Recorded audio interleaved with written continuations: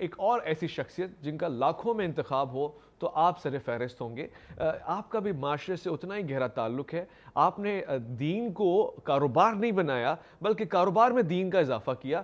Doctor ہیں doctor عامر عبداللہ محمدی. السلام علیکم ورحمۃ اللہ. وعلیکم السلام ورحمۃ اللہ وبرکاتہ.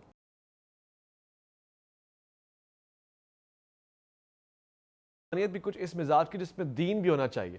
میں حضرت خضر علیہ السلام سے بہت امپریس ہوں. وہ جناب موسیٰ علیہ السلام کے دور میں ایک دریا کنارے بیٹھے تھے, وہ بھی تو ایک طرح سے دینداری کر رہے تھے. وہ والی دینداری اگر میں کروں تو اعتراض کیا ہے؟ بسم اللہ الرحمن الرحیم. سب سے پہلے تو میں آپ کا اور جی ٹی وی کا شکر گزار ہوں کہ ایک بہت ہی اہم ترین نوعیت کے ٹاپک پر ہمیں گزارشات پیش کرنے کے لیے آپ نے موقع فراہم کیا. دیکھیے, سب سے پہلے تو یہ کہ دین کا تصور ہے ہمارے نزدیک وہ یہ ہے کہ ہم نے مذہب کو یا چند رسومات مذہب کو, عبادات کو ہم نے دین سمجھ لیا ہے. مذہب دین کا ایک غالب پارٹ ہے. دین میں معاملات ہیں, دین میں معاشرت سماجیات ہے, دین میں معیشت کاروبار ہے, دین میں قانون اور دین میں پورا نظام سیاسیات ہے. یہ پورا دین ہے. اور دین اور دنیا یہ مد مقابل نہیں, یہ ایک دوسرے کے نہیں آ سکتے, کیونکہ ابن ابی حاتم نے حضرت مالک بن دینار رحمہ اللہ کا ایک قول نقل کیا ہے کہ دینار کی تعریف کرتے ہوئے فرماتے ہیں کہ دینار میں دین بھی ہے اور نار بھی ہے. یعنی اگر حلال ذرائع سے کما کر حلال مصارف پہ خرچ کیا جائے گا تو دین ہی دین ہے, اور اگر ناجائز ذرائع سے حاصل کر کے حرام مصارف پہ خرچ کیا جائے گا تو آگ ہی آگ ہے. تو دنیا کے مقابلے پہ آخرت ہے, جو آپ نے آیت مبارکہ کوٹ کی, ربنا آتنا فی الدنیا حسنہ وفی الآخرۃ حسنہ. تو ہمیں یہ کہنا چاہیے کہ دنیا اور آخرت کو ساتھ لے کر کیسے چلیں, یا ہمیں یہ کہنا چاہیے کہ ہم, جس طرح ہمارے بہت سے دوست ہیں, ایک صاحب نے اسکول بنایا اور انہوں نے اس کے ماتھے پر یہ جھومر بنا کر لکھا کہ دین و دنیا ساتھ ساتھ. میں نے کہا یہ لکھنے کی ضرورت ہی نہیں ہے. ایک صاحب نے واٹس ایپ کا گروپ بنایا دین و دنیا, میں نے کہا آپ یہ بنائے دنیا اور آخرت. دیکھیں, دین کے مطابق دنیا کو ڈھالنا ہے, دین کو امام رکھ کر دنیا کو اس کے پیچھے چلانا ہے. جیسے کہ مفتی صاحب نے فرمایا, اس دنیا میں نبی کریم صلی اللہ علیہ وسلم نے فرمایا کہ جو کوئی اس لیے کسب معاش کرتا ہے کہ اپنے بچوں کو وہ کفالت کرے گا, وہ اس لیے محنت کرتا ہے, پیسہ کماتا ہے کہ اپنے بوڑھے والدین پر خرچ کرے گا, وہ اس لیے پیسہ کماتا ہے کہ اپنے اوپر خرچ کرے گا, اللہ کی راہ میں خرچ کرے گا, تو یہ الکاسب حبیب اللہ اور التاجر الصدوق مع النبیین والصدیقین والشہداء والصالحین, دیانتدار تاجر. یعنی ہم سمجھتے ہیں کہ مسجد میں بیٹھا ہوا شخص جو اللہ اللہ کر رہا ہے یا تلاوت کر رہا ہے وہ تو دیندار ہے, اور جو بازار میں بیٹھا ہے, جو مسند کاروبار پر بیٹھا ہے, صبح سے شام تک وہ یہاں وہاں دورے جات کر رہا ہے, وہ دنیا دار ہے. ہرگز نہیں. جس نے کلمہ پڑھ لیا وہ کتنا گناہگار بھی کیوں نہ ہو, بہرحال وہ دیندار ہے. اللہ اکبر. کیونکہ کسی کی زمین جو ہزاروں ایکڑوں پر پھیلی ہو یا کسی کی چند بیگ زمین ہو, بہرحال وہ زمیندار تو ہوتا ہے. جب وہ زمیندار ہو سکتا ہے تو جس نے کلمہ پڑھا, اللہ کی معرفت حاصل کی اور نبی کریم صلی اللہ علیہ وسلم کی نبوت پر ایمان لایا, بہرحال کسی بھی درجے میں ہو دیندار ہے. لیکن ایسا دیندار خطرہ نہیں ہے معاشرے کے لیے بنسبت اس آدمی کے جو غلطی کرتا ہے, کوتاہی کرتا ہے, وہ نادم بھی ہوتا ہے کہ بھائی میرا تو روزگار یہی ہے, مجھے تو علم ہی نہیں ملا, بنسبت اس آدمی کے جو مسلمان ہے, زمینوں پہ قبضہ کرتا ہے, کرپشن کرتا ہے, اور سب کچھ کرنے کے بعد بولتا ہے ھذا من فضل ربی. وہ جو کرپشن اور سود اور حرام کے اوپر بنائی ہوئی بلڈنگز ہیں, کیا وہ دین کے ساتھ ایسے مرج ہو جاتی, یا پھر یہ کانسیپٹ کہ جناب میں بہت سارا مال حاصل کروں گا, کچھ صدقہ کر دوں گا, کچھ میں عیدی, جے ڈی سی, سلانی, ویلفیئر ان سب کو دے دوں گا تو میرا مال پاک ہو جائے گا, اس کے بعد میں دین اور دنیا دونوں کو ساتھ لے کے چلوں. اس پہ ہم بات کرنے لگے, سوال بہت خاص ہے. آپ بھی وہ شخص ہو سکتے ہیں, شیطان آپ کو اس طرح سے بھی ورغلا سکتا ہے, اور کچھ ایسے ہیں جن کو ورغلایا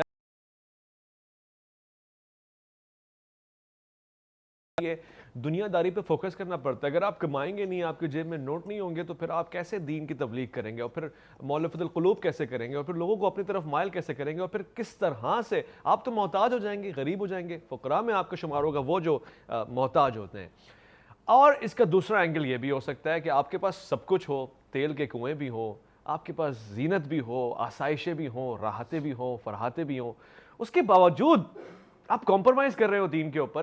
یہ مصلحت کیا ہے یہ ہم سمجھنے کی کوشش کریں گے. بعض اوقات یہ بھی اینگل ہوتا ہے دینداری اور دنیا داری کو سمجھنے کے لیے. ڈاکٹر صاحب ایسی بہت ساری مثالیں ہیں, نام بھی نہ لیا جائے تو, جہاں پہ سب کچھ ہونے کے باوجود بھی دین فروخت کیا جا رہا ہوتا ہے یا دین میں کوتاہی سے کام لیا جا رہا ہوتا ہے. غربت ایک وجہ نہیں ہوتی. جیسے ہمارے ایک پڑوسی ملک کے ساتھ, پڑوسی کہوں یا حجاز کہوں, کہ اس وقت کے جو معاملات ہیں وہ ناقابل فہم ہیں. دیکھیے نبی کریم صلی اللہ علیہ وسلم نے فرمایا تھا کہ میں سب سے زیادہ تمہارے بارے میں جس بات کا خدشہ رکھتا ہوں وہ یہ ہے کہ دنیا تمہارے لیے فراخ کر دی جائے گی. جی. اور آپ نے جو پیشین گوئیاں فرمائی تھیں, قرب قیامت کی نشانیاں جو تھیں کہ بڑی بڑی عمارتیں ہوں گی, ننگے پیر بکریوں کو اونٹوں کو چرانے والے بلند و بالا عمارتیں بنائیں گے, تو آج ہم وہ مناظر تو دیکھ رہے ہیں. صادق المصدوق کے وعدے تو سچے ہیں. اب جہاں تک آپ کے سوال کا تعلق ہے تو دیکھیے دنیا کو اگر مطمع نظر بنایا جائے, دنیا کو اگر اپنا قبلہ و کعبہ بنایا جائے, خواہ وہ عرب ہوں یا وہ عجم ہوں, اور یہ موجودہ دور کا سب سے بڑا فتنہ ہے, فتنہ مال. نبی اکرم نے فرمایا میری امت کا فتنہ مال ہے, اس کے ذریعے آزمائش کی جائے گی. اچھے اس مال اور اس دولت اور اس روپے کے آگے ڈھیر ہو جاتے ہیں. لوگ اپنی اولادوں کو وراثت نہیں دیتے, بیٹیوں کو وراثت سے محروم کر دیتے ہیں, بھائی بھائی کی وراثت پر قابض ہو جاتا ہے, حتیٰ کہ بڑی بڑی درگاہوں کے چندے اور بڑی بڑی مسجدوں کے فنڈز ہڑپ کر لیے جاتے ہیں. تو جب یہ بات ملکوں تک آتی ہے تو ملکوں میں جو ایک دوسرے کے, آپ دیکھیں نا عراق اور کویت کا جھگڑا کس بات کا جھگڑا تھا؟ وہ اگر جاگیر کا جھگڑا نہیں تھا, اگر وہ تیل کے کنوؤں کا جھگڑا نہیں تھا, تو اور کس بات کا جھگڑا تھا؟ دونوں کلمہ پڑھنے والے تھے. پھر عراق اور ایران کا جھگڑا کس بات کا جھگڑا تھا؟ تو جب آپ کا مطمع نظر دنیا بن جاتی ہے اور آپ اپنے اقتدار کو, اختیار کو, اپنی دولت کو, اپنے آرام کو, آسائش کو, سہولت کو, آسائشوں کو, سب کچھ سمجھ لیتے ہیں, تو پھر تو یقینی طور پر آپ کو اس کی قیمت ادا کرنی پڑتی ہے. جیسے ہم بریک سے پہلے بات کر رہے تھے کہ ہے جرم ضعیفی کی سزا مرگ مفاجات. جب آپ اپنی آزادی کا سودا کر لیتے ہیں, جب آپ اپنے فیصلے دوسروں کو کرنے کا موقع دیتے ہیں, تو پھر یہی ہوتا ہے جو آج ہمارے ساتھ ہو رہا ہے. اگر میرے پاس کوئی آپشن ہے تو یہی ہے کہ میں اس دنیا سے کنارہ کروں, تھوڑا روکھی سوکھی ملے گی, کم ملے گی, مگر میرا دین بچ جائے گا. مجھے کیوں روکتے ہیں آپ رحمانیت سے, یا پھر رحمانیت سے کم کوئی چیز, لائٹ ورژن ہو کہ میں ایک جگہ خانقاہ چلا جاؤں, وہاں عبادت کروں اپنی؟ دیکھیے نبی کریم صلی اللہ علیہ وسلم نے منع فرمایا ہے, اور فرمایا کہ دین میں رحمانیت کا تصور نہیں ہے. رحمانیت یہ ہے کہ آپ کے لیے ایک آسان راستہ ہے کہ آپ آزمائش میں پڑے بغیر اپنے رب کو راضی کر لیں, جبکہ آپ کو پیدا اس لیے کیا گیا ہے لِيَبْلُوَكُمْ أَيُّكُمْ أَحْسَنُ عَمَلًا. آپ کے لیے ترغیبات رکھی گئی ہیں, آپ کے لیے کشش رکھی گئی ہے, محبت ڈالی گئی ہے آپ کے دل میں, تاکہ آپ کو آزمائے اللہ تعالیٰ کہ اس کے راہ میں چلنا آپ کو زیادہ پسند ہے یا دنیا کی راہ پہ چلنا آپ کو زیادہ پسند ہے. نبی کریم صلی اللہ علیہ وسلم نے ہمارے لیے جو قرآن چھوڑا ہے, اپنا اسوہ حسنہ چھوڑا ہے, وہ ہمارے لیے بہترین مشعل راہ ہے. ہمیں ہر مشکل سے نکالنے کا وہ ایک آسان راستہ ہے.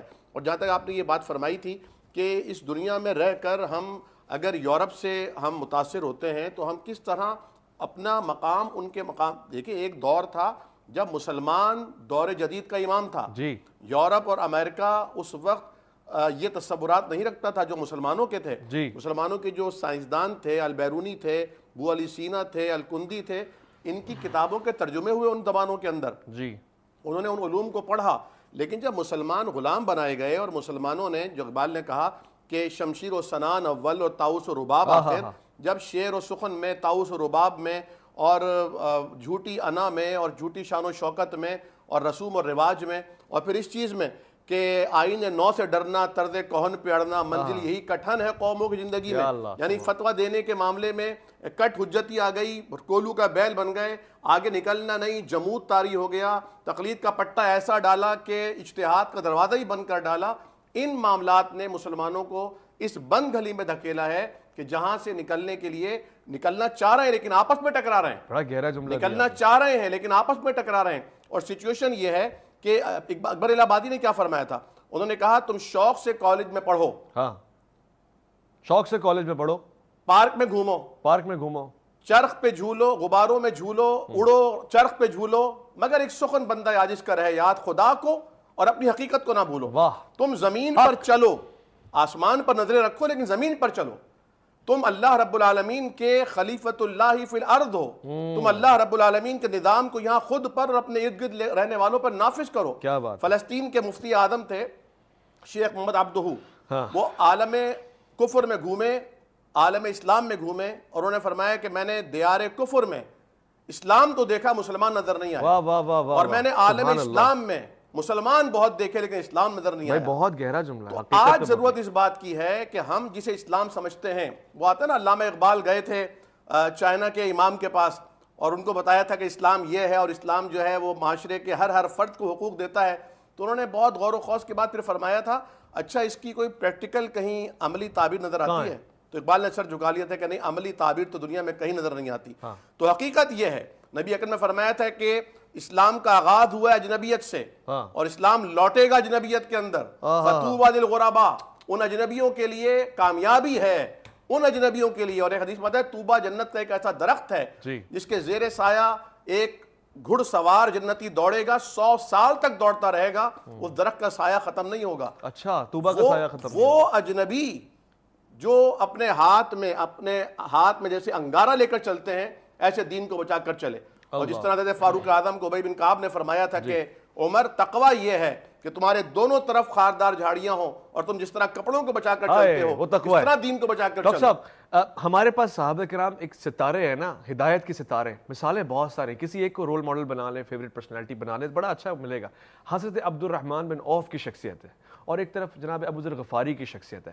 میں نوجوان آج کا, آپ, میں, ہم کس طرف جائیں گے تو دین دنیا دونوں اچھے انداز سے, آسان انداز سے مل جائے گی؟ دیکھیے جناب ابو ذر غفاری رضی اللہ تعالی عنہ جو ہیں, ان کا جو نظریہ معیشت تھا وہ باقی تمام صحابہ کرام سے مختلف تھا جی, لیکن وہ ان کا تفرد تھا, پہلی بات.